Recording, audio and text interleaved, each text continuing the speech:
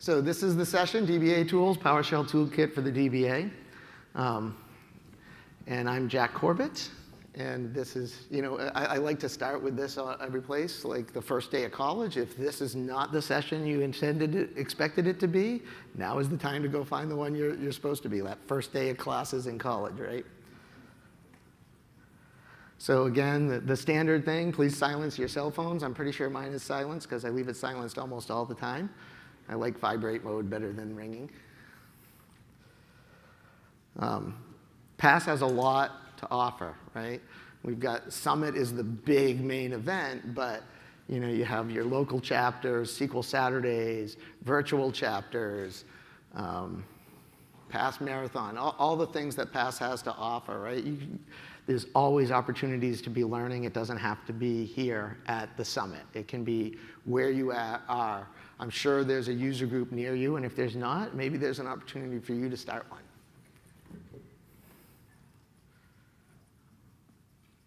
Oops.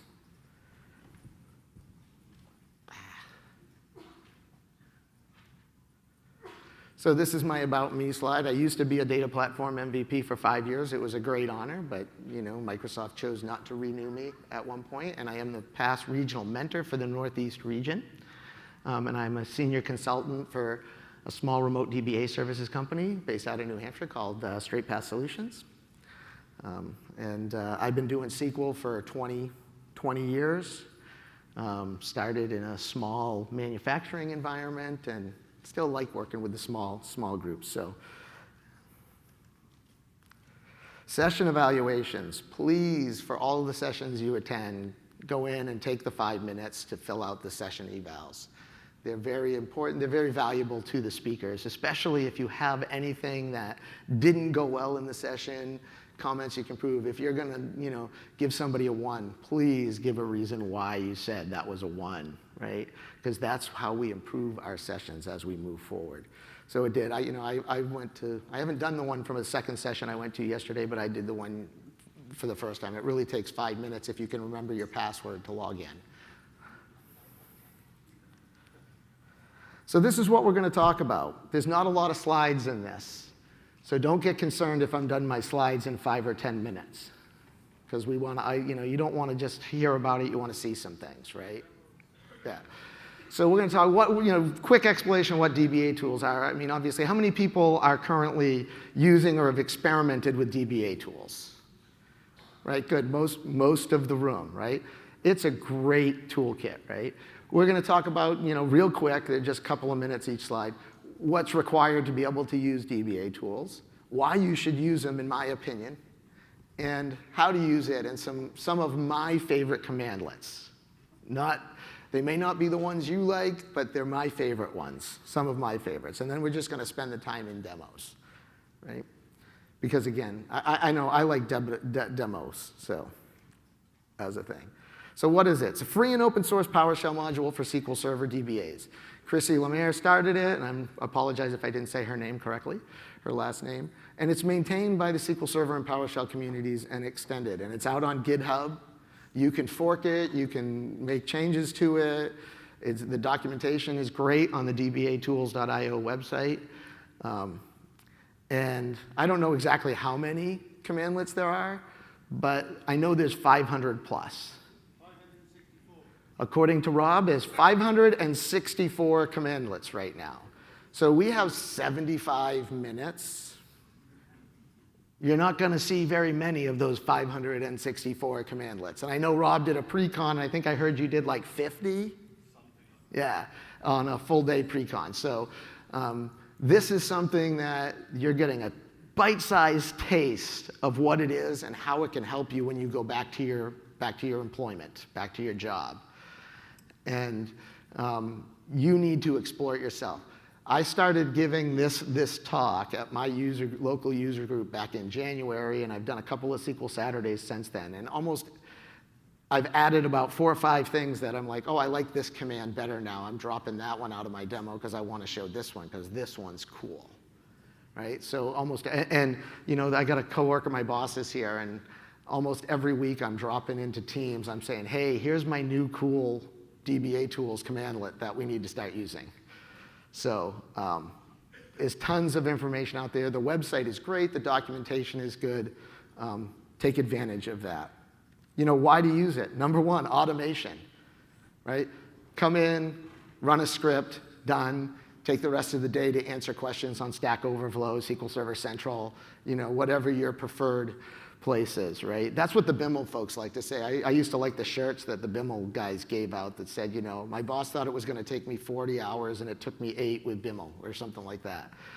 This is similar to that. I love, it doesn't have to be installed on your SQL servers.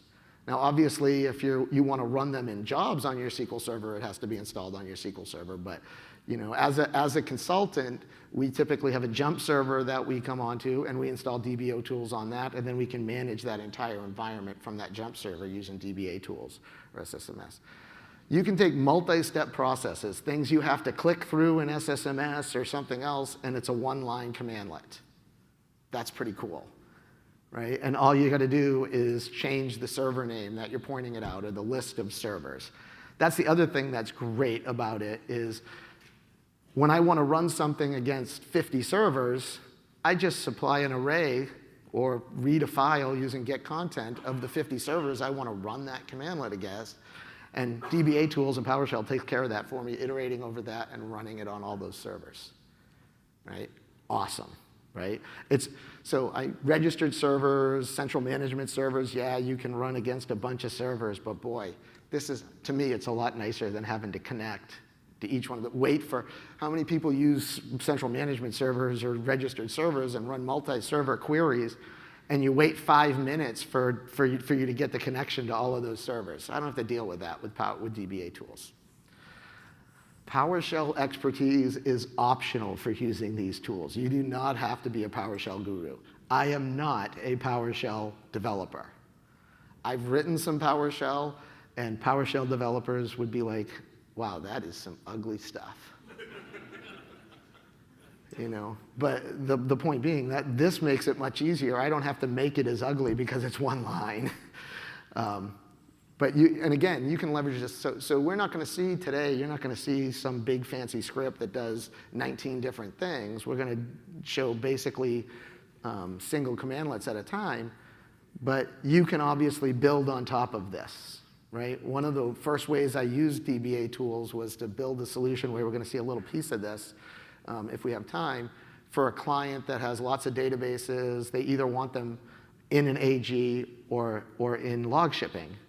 So I built a process for them where they can drop a database name in a table and say, I want this to be log shipped to this server, or I want this to be added to this AG, and I've got a job that runs that reads that table and says, oh, add this to an AG, add this to this, and it's leveraging PowerShell and dbaTools, right? I think that's really cool. And not only that, they can change the status of that database in that table and say, I want to remove this from the availability group, and it'll remove it. I want to add it to, I don't just want to remove it, I want to change it from availability group to log shipping, and this script will go through, read that table, and take it out of the availability group and initialize log shipping automatically, right? That's pretty cool. And there's some code written for that, but without dbaTools, it would be a lot more code, right?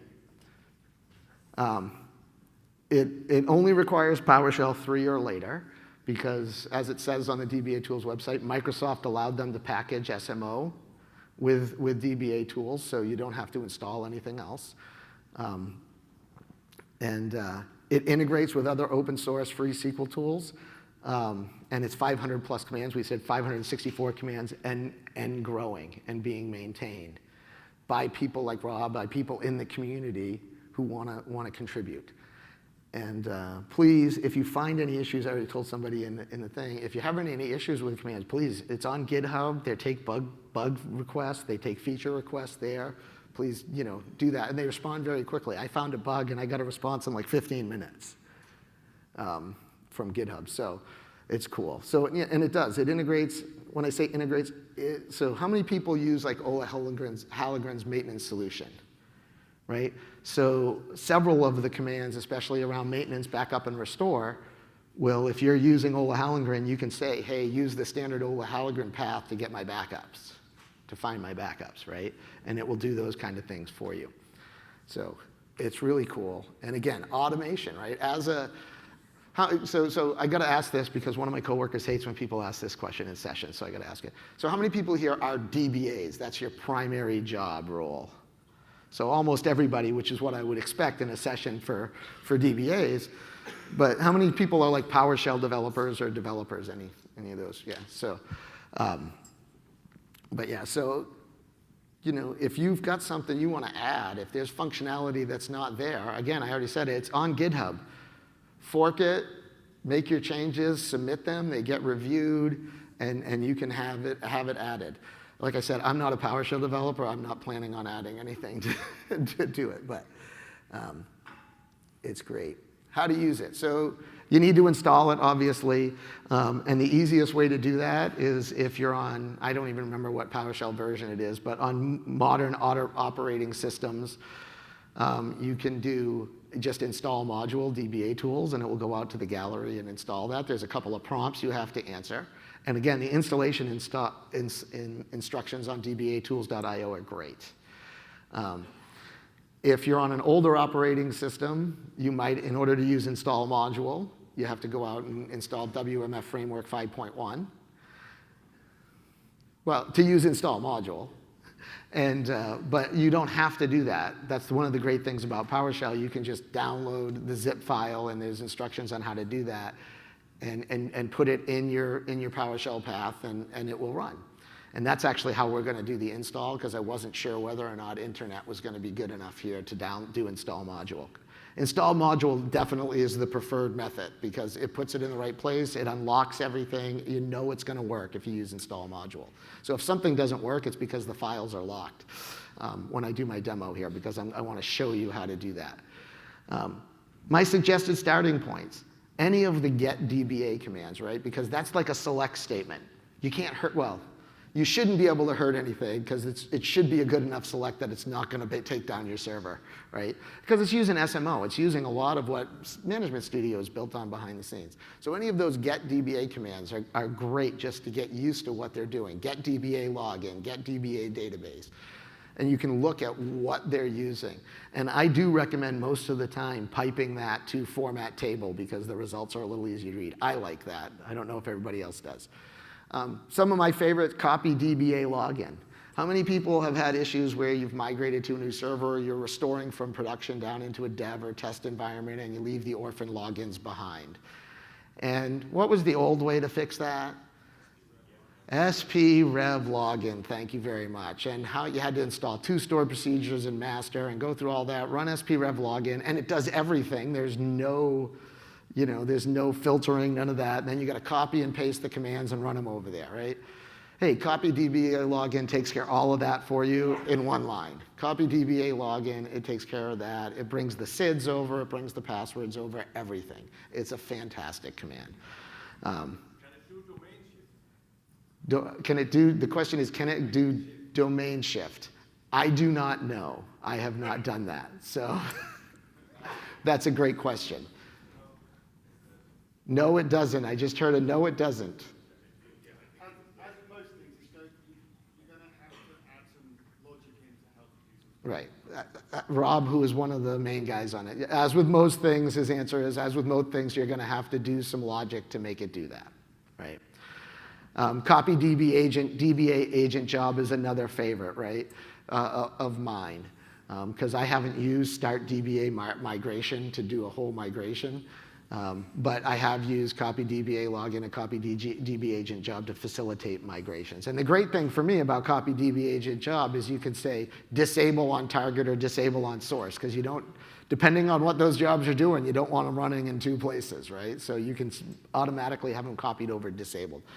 And those are some, so those are kind of the starting points. And the other thing to remember, if you're not familiar with PowerShell, I believe all of the dbaTools commandlets, I know these do, support the what if parameter, right? And if you're not familiar with what if literally does what if. If I run this, what is it going to do? So like copy DBA login will tell you, okay, I'm going to move these logins, or I'm not going to move this one because it's a local login, it's one of the certificate logins. It tells you exactly what's going to happen before you do it. So if you're a paranoid DBA, like I am, I tend to do a lot of what if before I do it, even before I run it in dev, because I'm even paranoid in dev. So there's a lot of great commands there, a lot to do. It's a great toolkit. If you can't tell, I really, really like it. So now I believe, let me look. Oh yeah, so now we're into demos. We can get out of PowerPoint. I have to sit down so I won't fall off the stage by wandering. That's the thing. I like to walk, and I like to point at the screen, and I can't do that here. I have to use the pointer from the mouse. So again, there's a lot of things I already mentioned this. For Windows 10, Windows 2016 or newer, you can just do install module. You can install WMF 5.1. And a couple of places where I've done that, before I can install WMF 5.1, there's a Windows update that has to be applied because somebody hasn't been keeping up with their patching. And then, so there might be a couple of reboots involved. That's one reason why the last time I did it at a client site, I didn't bother with that. I just did an offline, basically like an offline install. And you can download from GitHub or PS Gallery a couple of different ways on one machine and copy the zip file over and install it, we're going to see that right now. Oh, I did put that in my notes. That's good. All right, so let's get out of Management Studio, and I'm going to go full screen for this. So for the longest time, I did not understand profiles in PowerShell. And I'm not going to tell you I totally understand profiles now, but this is great. So this is $, if you're not familiar with PowerShell, is how you say it's a variable. And this is $env means it's an environment variable, so you're going to read it. So this is your PS module path. This is where if you drop things in these places, depending on where you put them and who it is, you'll be able to load them. So you can see when you're going to copy this in and do a manual install, you can run this and you can say, OK, if I put the dbaTools PowerShell modules in one of these directories, PowerShell will automatically load it into my profile, right? And you can just look at it. So if you do, where I'm going to put it is where install module, I've seen install module put it because I know that's where it is. And install module puts it in C program files, Windows PowerShell modules. Makes sense? I believe that makes it available to everyone on the machine. That's everyone. So you don't have to. So obviously the first one, C users, that's putting it in for my specific profile. So that's, but again, having looked to see where install module put it, I think if you're doing the offline install or doing that, this is probably the smart place to put it. That's my opinion. So I'm going to go now in here to where I already have it downloaded. And so it's just zipped here, and I'm just going to, and one of the things one of my coworkers taught me is you can actually look in here, and if this is blocked here, you can unblock it, and when you unzip, that unblocks everything that's in the zip file. So that I would recommend if you download the zip, check that and unblock it here so you don't have to deal with it on individual files. There is an unblock file commandlet in PowerShell as well, but hopefully we won't have to use that today. So let's just do extract all, and let's see, navigate to where I want it to go.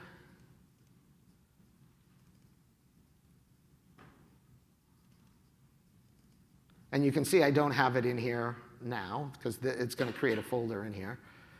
And go. And you can see, 1,036 items in here. So there's quite a bit being downloaded. And honestly, I'm not sure off the top of my head. I just downloaded this week, so it should be the latest version. What? Yeah, OK. So it might be a new one. They update it regularly. One of the cool commands that is in there is update dbaTools. So if you want to do an update, you can run that. Oh, I made a mistake here. So it actually didn't create the DBA tool. See, every time, this is the first time I've done the demo without doing install module. So because I felt like that was kind of boring. So it needs to be in a dbaTools directory in here in order to work. So we're just going to redo the unzip because I'm not going to try to figure out which files I have to copy. And I'm going to browse again, blah, blah, blah. No, not PowerShell yet. All right, I'm already in modules, new folder. And it does need to be named dbaTools.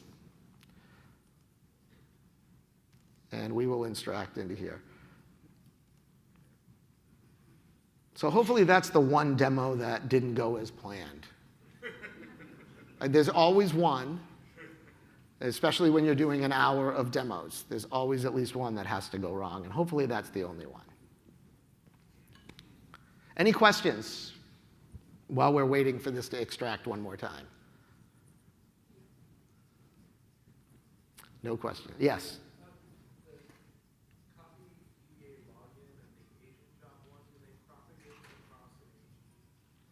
Do they propagate again? So the question is, copy DBA login and copy a DBA agent job, do they propagate against an AG? Across an AG, I'm sorry, not against. So no, but you can use them to propagate your jobs and your logins across an AG, and that's actually one of the things we're going to do here. That's one of the reasons why they're among my favorite commands for keeping that in sync. All right, so now we do have dbaTools module here in Program Files, Windows, PowerShell modules. We've got the dbaTools thing here. We're in here. You know what? I honestly, because I've always done install module, I'm going to do this. I can't remember where I see it. View. All right, we won't bother. We'll just go into the demos and see if they work. So it should be here. I should be able to come in down here and do a get DBA database. Never type in demos. This is not one that I was what I was planning on doing. I haven't spelled database right. See, that's why you don't type in demos. But this is just me validating it's working, and I can't type SQL instance. That's why I like this, because my IntelliSense is not working here.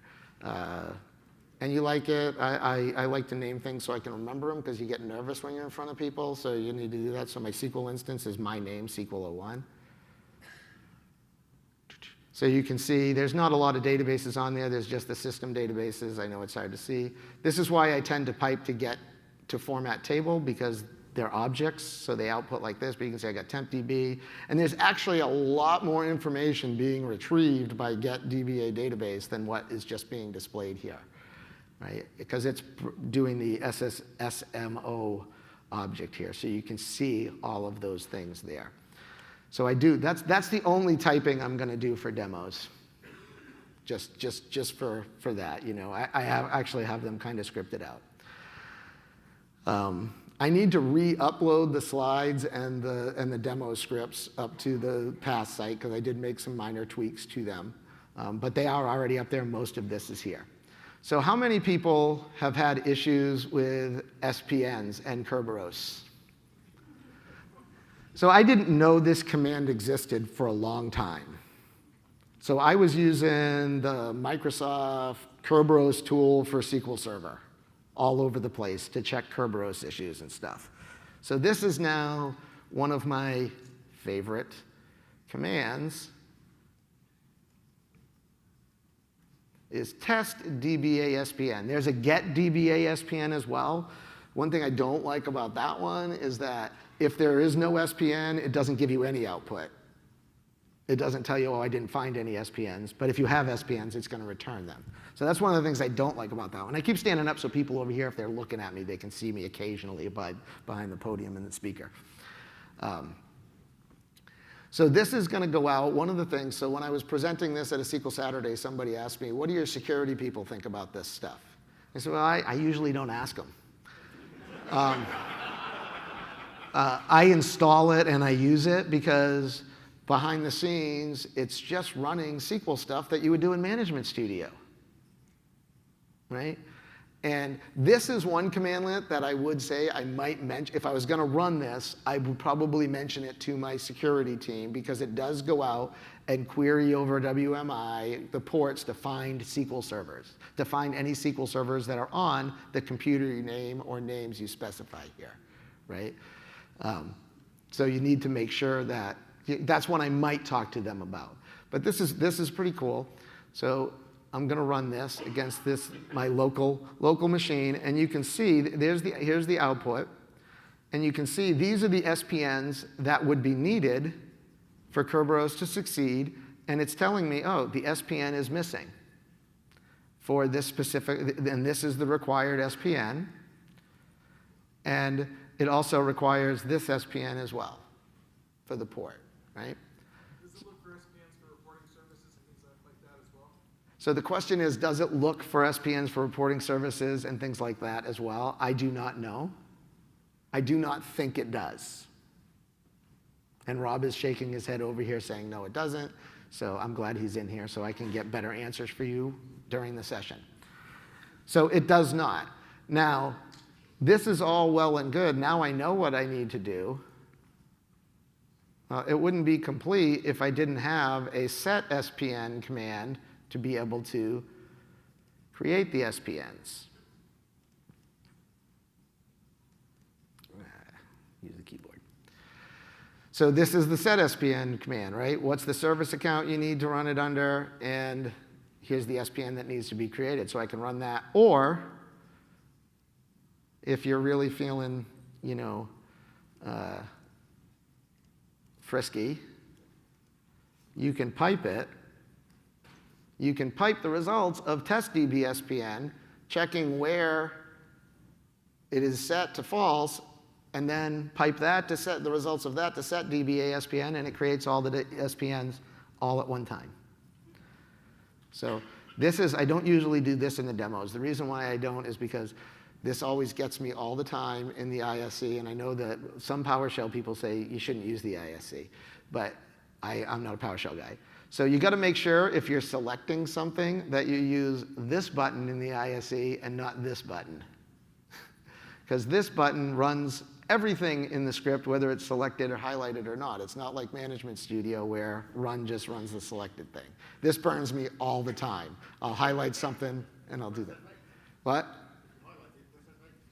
If you short keyboard shortcut, if it's highlighted, press F8 and you don't have to click the button. There you go. See, now I got another. Oh, there it is. It even tells me in a tooltip. You guys can't read the tooltip, but it even tells me in a tooltip. I told you I'm not a PowerShell guy. I'm a SQL guy. I don't know this stuff. So let's just run this. And you can see that didn't take very long. Runs it in there. It tells you what it did. So there's a couple of things. So it adds the SPN.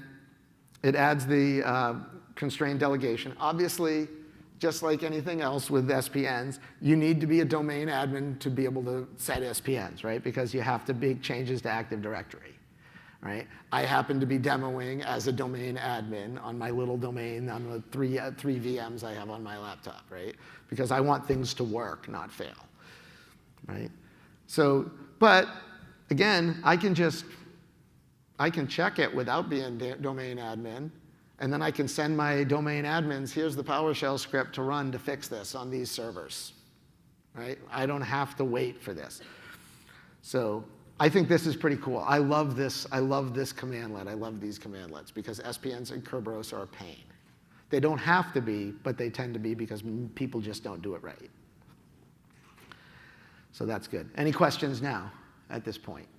Pretty basic. Yes?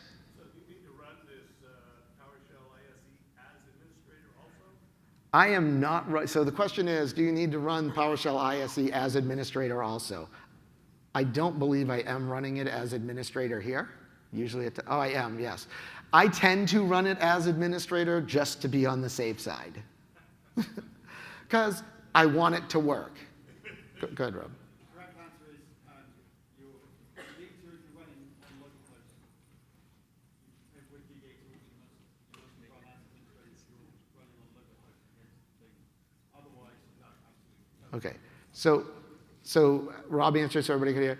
If you're running on local host, you must run as administrator. If you're running on a remote machine, the commands against a remote machine, you do not need to run as administrator, which makes sense. When you think about it, it makes sense. And the other great thing about, like I said, about dbaTools in the opening, I don't have to install this on my SQL servers, and I don't have to do invoke, right? I don't have to have remoting enabled or anything either. Yes? Will it identify the listener or the SPN for a listener as well? So the question is, will it identify the SPN for an availability group listener? I believe it will, and we can check this later after we create an availability group. Will remind me when we do the availability group to go back and see if it'll find it. It should. So I wanted to make sure this got in, because sometimes when I run out of time before I get to the availability group stuff. So I want to make sure I show this before I get to that, because I think it's super, super cool. All right. So the next one I want to do, how many people, so Glenn Berry is here, and he did a session yesterday on his DMV's queries. How many people use Glenn Berry's DMV queries? Most of you, right? This is one of those, hey, community tools integration. So within dbaTools, there are a couple of commands that I'm using in here. So there is invoke DBA diagnostic query. And so I'm not showing you all of the parameters that you can use for any of these commands, right? You need to look at the documentation. There's a ton of them for almost all of them, including this one. But I like using it this way. So I can say invoke DBA diagnostic query on this server. And again, all of these commands you can pretty much run against an array of servers, array of SQL instances. It doesn't have to be one at a time, right? And I'm using this parameter, use selection helper. So that's going to pop up a grid view, and I'm going to get to pick the queries that I want to run from Glenn's scripts. And the other thing that's great is I don't have to have installed Glenn's scripts anywhere. They're here already. And then you can, one of the parameters for this command also does export it to a file, but I didn't notice that. I found this commandlet instead, export DBA diagnostic query, which I did a little reading, and it's a little more powerful than just exporting to a file. So you can then pipe that to send it to CSV files. By default, it sends it to a CSV file and get the results. I think this is awesome. This is one I discovered only like a month ago, and I've been using it on a regular basis since, right? Somebody calls and says they have problems. I don't need to go into Management Studio, find the query, and run it. I can just come in here, bring the diagnostic query up, and I can say, oh, what are my weights on this server? And I'm sorry that this is not bigger, but I can go, oh, look, I can run the top weights query, and I can select multiples. And when I click OK here, it's going to run, and it created the top weight CSV. Apparently, I only selected one. I didn't finish the selection of the second one, because if I had selected two, there would be multiple rows returned here. So then I can go back, and I can go to my output, and I don't have Excel on this VM, so you're going to have to just see the CSV in Notepad for now. I want to open in Notepad. There you go. But it just brings my preemptive OS domain service ops, right? That's my top weight based on his query. Obviously, if I had Excel, it'd be a lot easier to read and interpret. But now I've got that output, and again, I can run this against multiple servers. I can run multiples of the queries, and it's going to create a file per server per query. Yes. It said it was including Glenn's scripts. What about version? What version is it downloaded?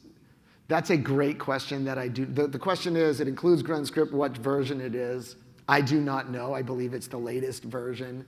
You mean the version of Glenn Berry's script? Yes. The version of SQL Server. What version of SQL Server is supported? Yes. Yes. It goes and checks. Okay. And, This version, yeah. So it has the different. So the question really is, what version of SQL? Because Glenn's scripts are different based on the version. It checks, and it has the scripts for each version and runs them. So that's a great question. But it's one of those things I figured I didn't need to know, because it's worked against every version I've run it against. So it must be doing it. So that's really cool, right? You've got two community projects now working together. I'm not saying they're necessarily collaborating, but because they're out there and they're open, they can take advantage of each other. I love that, right? That we have that power. And again, this is again one of my favorites now. It's quickly become one of my favorites for this. And I believe there's also you can run like who is active from here and all of that as well as a script, but that's not what I'm doing. So there's another new one. This one takes a few steps for me to do because of this. This is another one that I just recently, relatively recently learned of that I need to start using more often. How many people are restoring their backups on a regular basis to verify them? Oh, that's not too bad. That's not too bad. There's several people that raised it. More than, honestly, that was more hands up than I expected to see, right? So I'm glad with that. So the real command that's important here is verify the last backup. Test DBA last backup. You point it at the instance. Now, by default, the way I'm running it here, it restores the database on the same SQL instance. You can point it to another SQL instance as well. I'm not doing this here. And in the background, and I can't remember the exact naming convention, but it restores it with a different name. It handles that automatically, and I can't remember exactly what the name is. But when I do this, we'll see what the name is, the naming convention is. Actually, no, it drops it at the end, doesn't it? Oh, it dropped it. I believe it drops it at the end. Yeah. So verify is a restore. It does a full restore.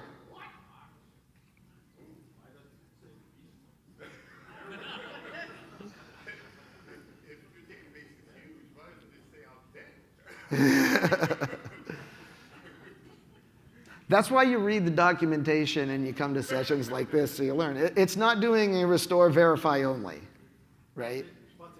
But it can, right? Like I said, I'm not showing you all of the things all of the parameters that you can pass to any of these. It can do a restore verify only. The way I'm running it, it's doing a full restore. Because restore verify only does not verify that you can actually restore that file. It says, oh, I can read the header, but I may not be actually able to do the restore, right? The only way to, because if you're using Ola Hallengren, which many of the people do, and you're using it with the defaults, he does a restore verify only after every backup. Those scripts do that. So I would not use this.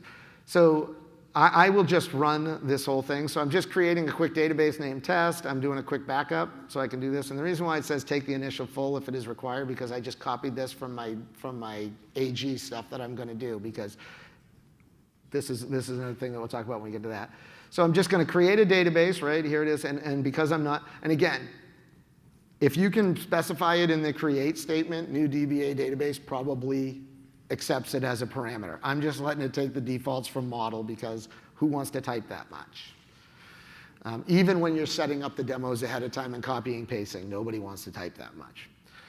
And then again, I'm just doing the backup, and I'm backing up here because I'm backing up to a shared folder, because when I show creating and doing the AG stuff, I need to have a shared folder for the backups that both sides can read. Right? And that's why I'm doing it. And there's a whole bunch of things. I like to initialize and format my backups when they're single backups and all that. So these are just the parameters that I'm using. So it's pretty good. Test DBA last backup. This will do a full restore and verify that. We'll see the output for that. So let's just run. I'm going to run them all at once instead of stepping through each one, so I don't have to do that. You just saw the backup. Here he goes. Scanning restore headers doing anything. Because again, it's such a small backup, it's not going to take long to do it, because it's just like an 8 meg database, right? So here's all the results from this. Here's the results of the creating the database, right? Here's the results of the backup. Yep, I backed up successfully. This is where I did it. This is the name. Here's the command that was actually run. It's I didn't specify compression. Compression should have compressed automatically, but because I think I have backup compression default on this instance. I'd have to check. And it just tells you it tells you it's a full backup, and it gives you lots of information about the backup, right? And here we go. Here's the database. Oh, the file exists. It succeeded, and it does by default, it does a DVCC check. And how long it took, how long the restore took, right? Very nice. Again, 8 meg database, not going to take long to do any of this. How long it took for the DBC check to run, and when the backup was taken, right? That certainly makes validating your backups much, much easier, right? I can put this in here and say this. Yeah, questions? Can you do this for RDS or Azure? I don't believe so. So are you talking, so the question is, can you do this for RDS or Azure? Do you mean Azure SQL Database? Yes. So Azure SQL Database, you don't have access to the backups to do this. I do know that. I've never worked with RDS, but I don't believe you can with RDS either, right? Oh yeah, so I have never worked with RDS, so I don't know that, but I've worked with Azure SQL Database, and you don't have access to the backup files. You have to use, Microsoft's Azure Commandlets or the portal to restore an Azure SQL database. So this will not work with this. A lot, I don't know how many of these because I haven't used these against Azure, but a lot of these are on-premise SQL Server commands. Some can be used against Azure SQL Database or, obviously when I say on-premise, that includes Azure VMs, Amazon VMs, Google VMs that have SQL Server on them, right? They work on anything that's a box install of SQL. I'm sure that there will be more support for Azure and services that where they can as it applies to doing DBA work up in the cloud, right, on platform as a service or software as a service. Any other questions? So again, I think this is pretty cool, right? I mean, I didn't have to tell it what backup file to use. I didn't have to tell it anything. I just had to say, this is the server, this is the backup I want it, this is the database I want to test the backup on. And, obviously, most of the time when I'm going to test my restores, I'm hoping that I have another server to do that test on, especially because, again, by default, it does the check DB, but there's a switch to turn that on and off and those types of things. So, but yeah, I want it to run that by default, especially if I'm going to another server, yes. If you had a backup from last night and you ran this today, would it have just used the backup from last night? So the question is, if you ran a backup from last night and you used it today, would it just use that back from? Yes, that's what it does. It goes out and, I haven't looked at the internals of it, but I can say that it's going out, looking at backup set, backup history, and saying what was the last backup of this database, and go out and get that and do the restore. Yes, back there. Does it handle TDE? Do you have to stick it on the database you want to restore to the instance? Okay, so he's asking, does it handle TDE? Because obviously, if you want to restore, you have to have the certificate of an encrypted database on the other server.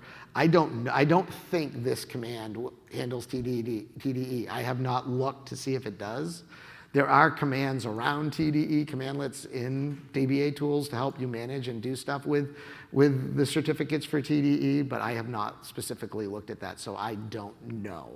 My guess would be, my gut would say, no, it doesn't automatically handle that. Right? It's not a bad idea to add that as some parameters, maybe, to say, check it. Again, I'm not a PowerShell developer. I can't tell you how hard or easy that would be to do that. But again, if you have that situation, as Rob said earlier on one of the other questions, you can write logic to handle that for you. Is this database encrypted? Yes. Do I have the encryption key on my other database, on my other server? No. Get it and move it. Yeah, copy DBA certificate, yes. So you really don't even have to check. You can just say copy DBA certificate -force, and it will copy it and put it over there. Yes, right here. You said it dropped the restored database once it's done the DBCC. Yes. If it's error, will it stop at the DBC failure? So if you do the check DB, will it stop before it stops? So you will verify what's going on. Okay, so the question is, if the checkDB fails, will it stop and leave the database so you can evaluate it there? I saw Rob shaking his head no as you were asking the question, so the answer is no, it will not do that. But you do get the output, and it will tell you that the checkDB failed, so you could then manually do a restore and do your checks and find out what the problem is that way, right? So it is an option. Right? And again, I'm going to say this because lots of people make contributions to dbaTools. They do take feature requests and bug reports on GitHub. Don't hesitate to make those requests and put those things out there. right? And report bugs and all that kind of stuff. Do not hesitate to do that. And if you are a PowerShell person and you do, because there are few people raised their hand when I asked if they're PowerShell developers, don't hesitate again to fork it and add the feature yourself or fix the bug yourself, right?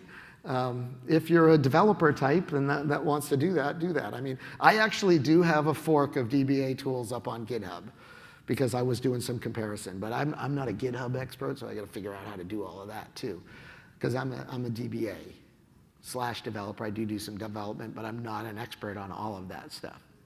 Any other questions about this one? Yes.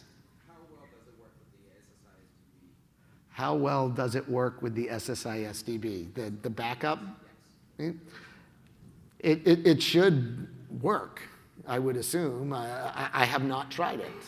So, how well does this work with SSIS-DB? I haven't tried it. It's something I'll put it on my list to try, right? Right? Write it down, right? Yeah, SSIS-DB is an interesting beast. How many people do SSIS development and have SSIS-DB in their environment, right? It's an ugly beast because all the CLR are in it and certificates and all that kind of stuff. So there's some things you have to do when you're restoring it and making sure everything works. I can tell you right now, I go to the documentation anytime I have to do it because I can't remember it. It's a beast. And so I do some SSIS. This is a side note. Please, if you're still doing file-based SSIS, please start using the catalog. Go get away from the file-based stuff. Put your stuff in the catalog so you get the automatic logging and you can query it much easier. It's so much better. I hate going into environments where it's file-based or even in MSDB. Get to the catalog. It's so much better. What? No, SSIS catalog is much better than the MSDB deployments for SSIS. Yeah. That's a side topic. We can talk about it afterwards if you want. We'll talk. All right. Oh, man. I have EditPad++ not on this particular VM, and I should have put it on here. So I'm not sure how this is going to format when I put it over here. So now we're getting to the one demo that I have a fear of failing with because sometimes I don't clean up correctly after a demo, after a session, and there are remnants of the AG sitting somewhere. So splatting, I'm like, what the heck is that? Because if I did this command, and I'll go over and pull it over, right? Nobody likes horizontal scrolling, right? Is there anybody here who is in favor of horizontal scrolling? I didn't think so, right? So there is a line continuation character, and I can't remember what it is, for PowerShell so you can wrap. Don't tell anybody. I've been instructed not to. Since I can't remember what it is, I'm not going to tell you. Anyway, because I can't. Somebody else would have to answer that question. But you can see these are the exact same commands, but I got to scroll 4 miles over with all of the parameters that I'm passing in, right? Which one do you want to read? You want to read this one. And it does the exact same thing. I don't know why I have the @ sign in there. Oh, I overwrote the params. Thank you. So, thank you. People were watching. You're not looking at me, you're looking at the screen. That's the right thing to do. It's better looking, too.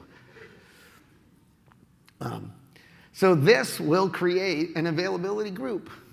This command right here will do all of the steps that you need to step through in Management Studio to do it manually or run the SQL to do it. So you can tell I like my name. I already have the cluster built because, in reality, I'm not building the Windows failover cluster anyways. My infrastructure team is, hopefully. Maybe you are. Maybe you're one man or one woman band, and you have to do it all. I know that happens. Making it asynchronous, manual failover because those go together. Supplying the IP address for the listener. So when you supply the IP address in this particular command, creating the availability group, you do not have to supply this. This is optional. But when you do this, the listener name will be the same name as the availability group name. There is another command that you can run that is, add DBA. I actually have it in my demos. I'm not going to run it, but I have the command there, so I know what it is. So that's going to do. It's going to create this, and you can also specify. So I actually do have one database on there. This is the first time I've actually run this command with a database on the server on the servers, because I've led with this several times. If I were to specify, and I'm not going to change the demo now, because I'm already afraid it's going to fail. But if you have databases, you can specify databases to add to the AG, and this command will also add the databases to the availability group as part of the create, so it'll walk through the whole process. So cross your fingers. This is, again, the only one that's ever failed on me, and hopefully it won't here. But again, splatting, get used to this. Use this if you're using PowerShell. Please make your scripts much more readable by doing this. So I do get some prompts here. Are you sure I want to do this? Yes, I do. So it's creating it. Do I want to add cluster permissions? Yep, I definitely want to. And remember, every permission, domain and SQL and everything like that to run that you need to have to create an availability group, you have to run this command, right? I can only run this and do this because I have domain admin, right? Because again, I'm going out and I'm writing stuff to Active Directory and DNS and all of that. Sorry. Go ahead. Are the pop-ups coming from the DBA availability group commandlet? That's doing a permission check inside the commandlet? Yeah, so the question is, are the pop-ups coming from the commandlet doing it's a permissions check, but it's not really doing a permissions check, it's just doing a confirmation. Are you sure you want to do this? You're making big changes here. Are you sure you want to make this change, right? Again, DBA paranoia. It's a good thing. I don't remember if there's a way to say not to do this, but to tell it not to do this, but confirm false. So you can do a dash. You can add a parameter confirm false, and it will not do this. But since I had never ran it that way, I didn't want to change and run it that way now. So you can watch me click a little bit, but it also gets you so you're not shocked if you get these, right? So this is adding the static IP for it. For the listener. Saying no to any of those, it's already done a bunch of the work. Yeah, now if I said no, yeah, it's already done a bunch of the work, it wouldn't make sense to say no, right? Why stop now? I'm already doing it. And you can notice I'm using automatic seeding mode on the AG. I'm setting that up. I like automatic seeding. There are some caveats with it. You got to watch for it. Large database. Sometimes you have a problem. There's a couple of trace flags that you can set up that will compress the stream for the automatic seeding that we've found have made it more reliable on larger databases. But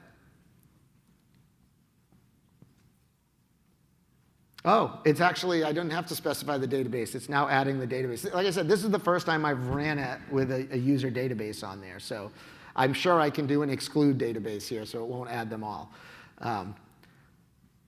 So that's bad, because I was going to add that database as with automatic seeding using the tools next. But that database already got added. So I'm done, right? My AG is set up. The database test, the test database that's there has been added. It's completely done. And it added it using automatic seeding because automatic seeding is set up, is the mode, right? So, I'm one of those guys. Did it really set it up? Is it really there? It says it is, but is it really there, right? So this is my secondary. Oh, look. There's my database, test synchronizing, so I don't even have to look. So that saves some time on the demos, because normally I go in here and say, did it set up the availability group? Yep, there's the availability group. Oh, look, there's the replicas. It's all set up. I think that's pretty slick. Right? Yeah, exactly. Yes? Even fails or whatever reason, is the code rerunable until it gets manual? So the question is, if it fails for any reason, does it clean up, or do you have to go back and automatically and manually clean up? So when I've had it fail in my demos, it's failed right away because the availability group name was already in AD, so it didn't do anything. But yeah, you would have to go back in and manually clean up anything that it's already done, because you cannot rerun this commandlet to do the additional steps. So if it got through and it actually created the availability group, but it didn't add the listener, right? If the availability group got created, but the listener didn't get created, you can go in and say, okay, it's just the availability, the listener that didn't get created. I can run this commandlet.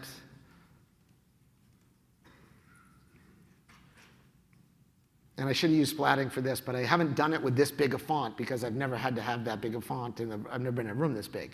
So I can so if it created the availability group, but it didn't create the listener for some reason, I can run add dbAG listener. And in this one, the reason why I show it, I can't run it because the AG already exists and has the listener. This one, you can actually specify the name for your listener if you want to do that, if you want to have a specific name for your listener. Yes, I saw your hand first right there, sir. Did you have a question? When it created the endpoints, did it use a certificate, or did it create endpoints that are based upon the service account? So the question is, when it created the endpoints, did it use a certificate or did it use endpoints based on the service account? I don't actually know. Go and look. So here's the embarrassing part right now. I'm not the AG guy on my team. He is. So I don't even know where to look. I got to poke around. I'm going to guess it use the service account, because you would have to specify the certificate in order to get it to use a certificate. And like I said, I haven't looked at every command on there, but if you look at the parameters, I'm sure there's a parameter to create and add their certificate. So I saw your hand first, then I'll come here. Can it handle more than 2 nodes and also multiple subnets? Can handle that? The question is, and it's really true, can it handle multiple nodes and can it handle multiple subnets? I believe it can, yes. Because remember, behind the scenes, it's running SMO. It's doing the stuff that Management Studio is doing. So pretty much anything you can do in Management Studio, you have a commandlet or something you can do in DBA Tools that can do it as well. So these are great questions, right? And you can tell, like I said, I'm not the high availability guy on my team. We have two other guys that handle that stuff. I just think this is a cool commandlet that we can use that makes it awesome for automation. Yes? I'm just wondering, so in the vein of something failing halfway through, on these big procedural commandlets, is there good enough documentation to know what smaller commandlets that you'd have to run after? So the question is, in a big commandlet like add availability group that's creating a listener or copying databases over, is there good documentation that shows what's being called? So I think the documentation on DBA Tools is pretty good. I haven't looked to the extent to see what it's calling underneath the hood, but it really doesn't show that underneath the hood. But here's the great thing about PowerShell. I have the code. I have the code. I don't have to, I can go through and look and say, oh, that's what the code is doing. So, oh, it failed here, so I need to continue with these commandlets, because a lot of these are just it's just bundling, add AG database, add AG listener, add, it's calling all of those other commands underneath the covers, right? So you should just look at the code and find that and see what it's doing. You can also do a what if with a verbose. Oh, yes.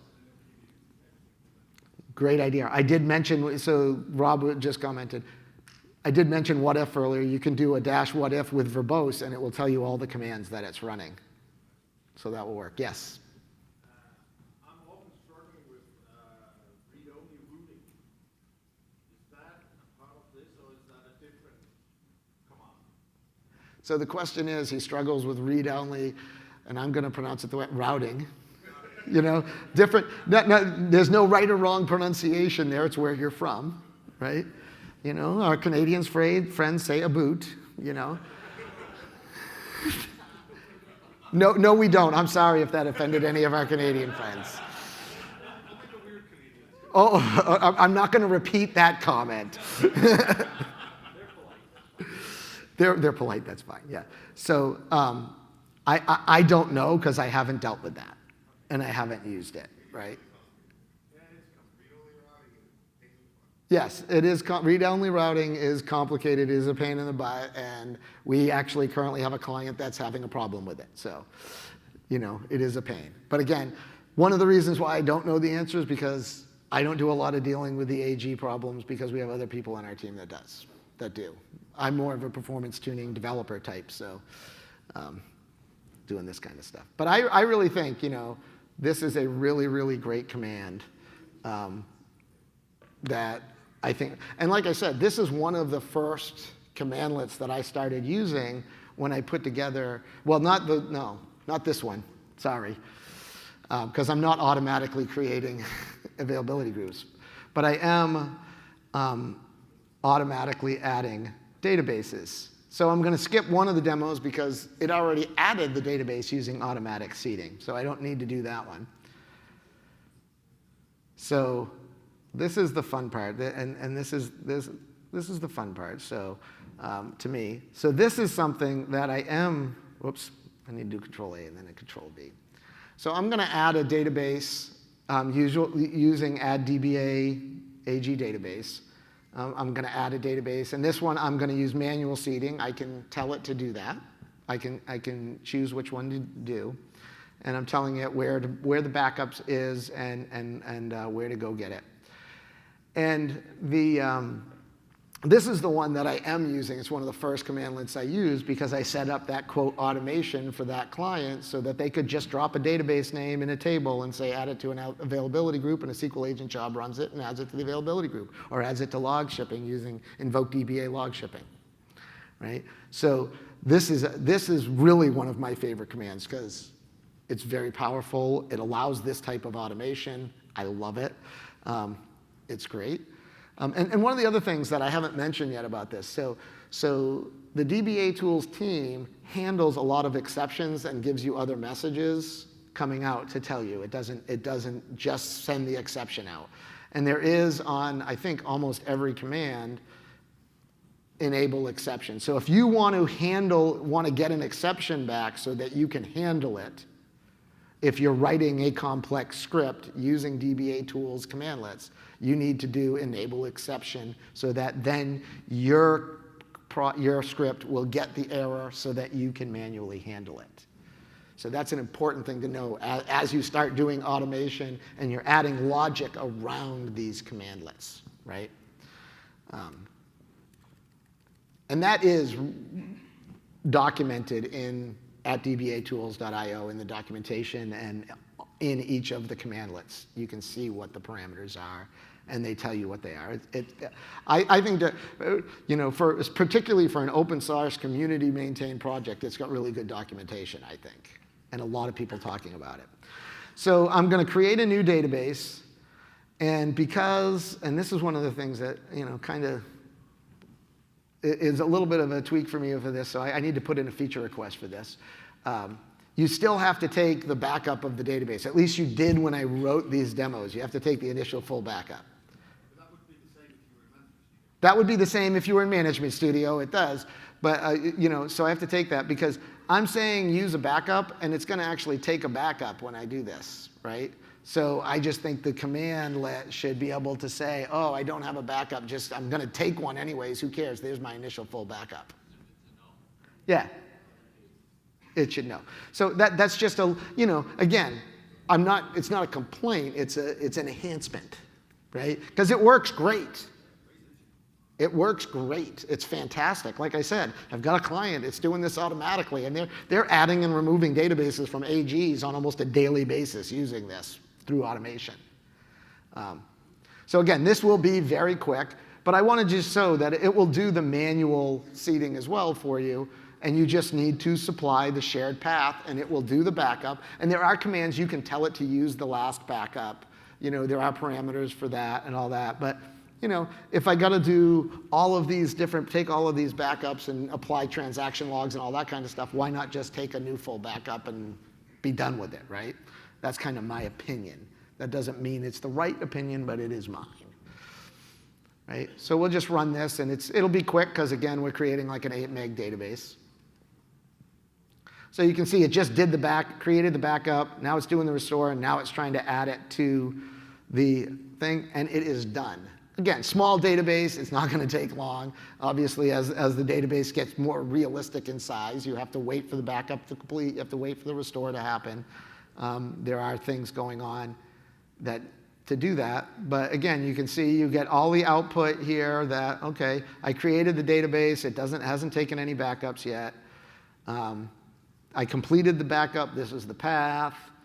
I added it to the availability group, and it was added to this availability group. Here's the name. It's synchronized on what happens to be the primary JackSQL 01, and it's also on JackSQL 02 with a current state of initialization, right? So it's giving me all the information I need to know whether it succeeded or failed and any issues I had there.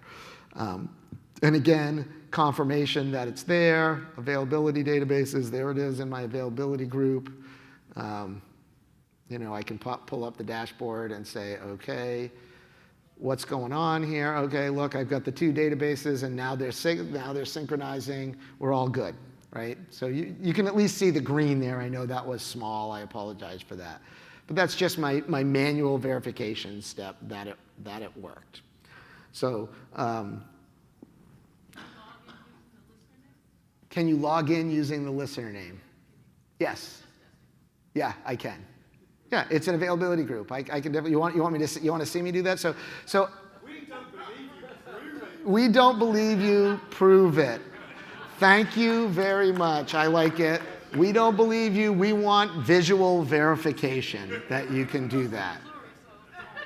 It's the show me state. Very good. So honestly, the first time I gave this presentation, the first SQL Saturday I gave it, I said, I really should be using the agent. So here's the. I logged in using the listener name right there on the availability group. I didn't log in there. I used JackSQL 01. I tried to fool you. Then I realized, that's actually just saying what availability group do that. I haven't. Does it even exist, Jack? So I will take the initial backup. I will take a backup using the listener name, JackSQL AG. And if this fails, I'll be really embarrassed. I love the question, though. I love it. Don't believe me. Make me prove it. There you go. I just took a backup using the listener name. Thank you. Thank you. Thank you. All right. So Seinfeld fans, right? Okay, that's it. I'm done. Leave on a high note. So it's fantastic. So we're down to about 7 minutes now. So just a couple of things. So we talked about syncing jobs and syncing, right? That's something you have to do on availability groups, right? You have to have your login synced. You have to have your jobs syncing and all that. So I've got SQL scripts that I won't go. These are just creating jobs. So this first one is to copy the jobs and the logins over, right? It's just a job that's going to run a PowerShell script that I'm going to do, and I'm going to create the job. I'm going to execute this and just create this job and make sure I'm on. I'm actually on the wrong box. I don't want to be on that box, so I do have to change my connection here. And yes, I could have created these jobs using dbaTools, but I created them and scripted them out because that's a little faster than there's a lot less typing involved for this. So I'm going to execute this, making sure, and I didn't use the listener name. I just connected directly. So I created a job on and I could have created it on either node, right? I mean, it doesn't have to, but for demonstration purposes, I'm creating it here. So now I have my copy jobs and logs to other node job. And oh boy, I tried to change every font I could find in Management Studio. and it won't do it. So actually, I'm not going to show you it in this. I'm actually going to show you in the script because you'll actually be able to see it. So I'm just creating the job, and here's the job step. And I've done a lot of reading about this and all this. The general recommendation is use a command exec job and call PowerShell exe and then call a script. Don't use a PowerShell command job step because you don't know what shell you're using. And I can't remember the name, and I think it's in the slide deck. I should have it somewhere. But somebody wrote a great blog post about it and did all this comparison, and depending on what version you're on, this is what you get, this is what you... So it might not work if you use the PowerShell command step. dbaTools.io/agent, right? But this is the recommended way to do it, right? Create a script, call PowerShell exe, call the script, right? Not anything super fancy there. So let's go to here. So this is not necessarily a production-ready script. This is a demo script saying, hey, you can do this. It's not necessarily the right way to do it, not necessarily the best way to do it. But all I'm doing is I'm saying, I'm getting the primary using dbaTools, DBA AG replica. I'm getting the replicas there, piping it to where the role is primary, and I'm just getting the name. And I'm saying, if I'm on the primary, and here I'm handling multiple nodes, I'm checking for each replica in my get DB, and there's probably, again, I'm not a PowerShell developer, so there's probably a better way to do some of this in PowerShell, but it works. You have a to-do to blog this. Rob has a to-do to blog this, so be watching. I will have to poke Rob. I'll do that right after the session. I'll go down and poke him. And maybe we'll get a little hee-hee-hee like the Pillsbury Doughboy. So I'm just checking so give me all of the instances where I'm not the primary, loop over them, copy the jobs from the primary to the replica, disable on destination. I'm excluding the sys policy purge history job because that's on every SQL Server anyways. And the reason why I'm specifically excluding it is because I'm specifically saying force, because I want to make sure that I'm getting, if I made any changes to jobs, I'm dropping and recreating the job. Right? That's why I'm doing that way. And then the next command, copy DBA login, very similar, same kind of thing. And because I'm getting the output here, I'm using format table with auto size, and I know I have write output. This script is probably screwed up at some. Oh, I have write output because I want the output to go to the file that I'm creating with the SQL agent job. That's why I'm doing that. And I have that commented out here for some reason. Doesn't really matter for this. But this is the script that's going to be run by that agent job when it runs. The last parameter then, is that you disable the job? Disable on destination? Okay, but the last one, at the end of the line. Enable exception? Enable exception, what's that? So that is, we talked about earlier, so by default, they don't pass exceptions to your code. They send up warnings saying what the problem was instead of sending you an exception. So you don't necessarily get a failure. If you want to get a failure and handle the error yourself, you need to enable exception on these so the exception gets bubbled up to you so you can handle it yourself in your try-catch, right? I don't have a try-catch here, so I really don't need to have this on here, but I was actually having a problem with this demo when the first time I did it, so I did enable exception to try to find out what it was. And it was a permissions issue because I screwed up permissions, right? Yes, in the back.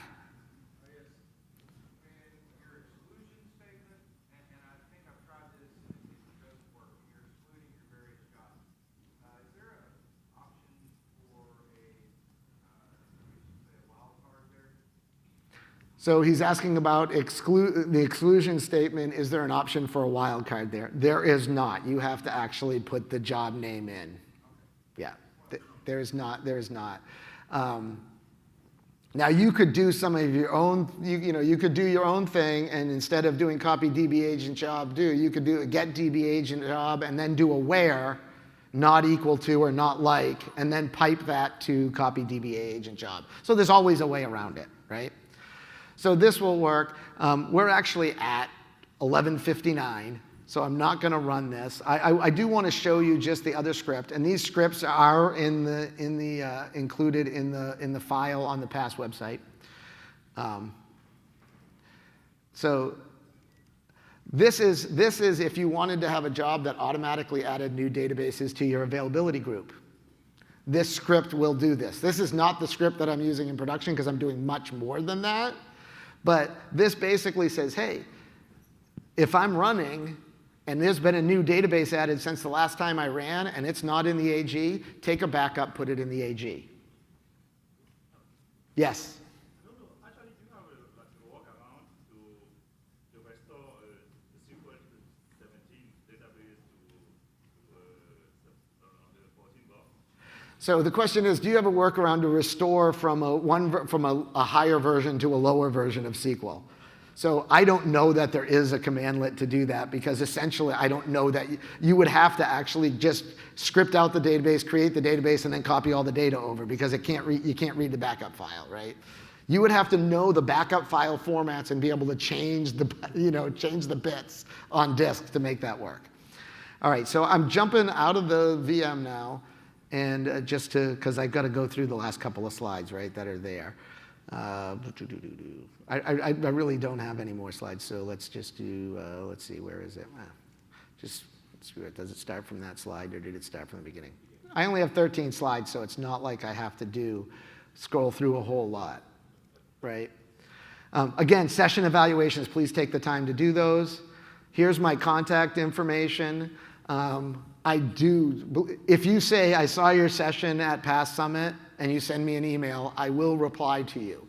And if I don't know the answer, I will try to find the answer to your question for you, right? I'm not gonna do that. But you can go on, on Twitter, SQL Help, and dbaTools, all those guys are on there. So thank you very much for coming, and I hope you can go back and are excited to use this.